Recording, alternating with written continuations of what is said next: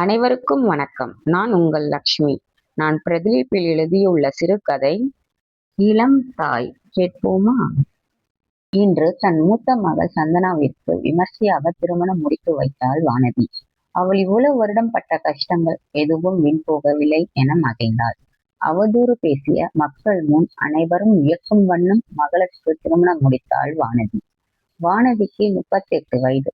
3 பெண் பிள்ளைகளின் தாய்.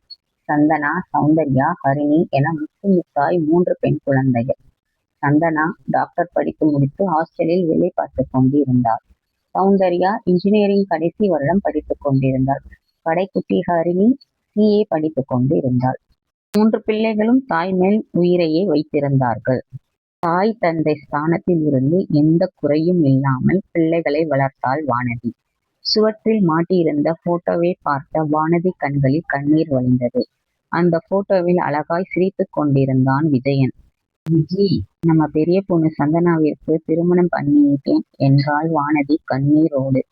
வானதி மனம் தான் கஷ்டப்பட்டு கடந்து வந்த வழிகளை நினைத்து பார்த்தது. 16 வயதில் அவள் எடுத்த ஒரு முடிவால் தன் வாழ்க்கை எப்படி மாறிப்போனது என்பதை நினைத்து பார்த்தாள் வானதி.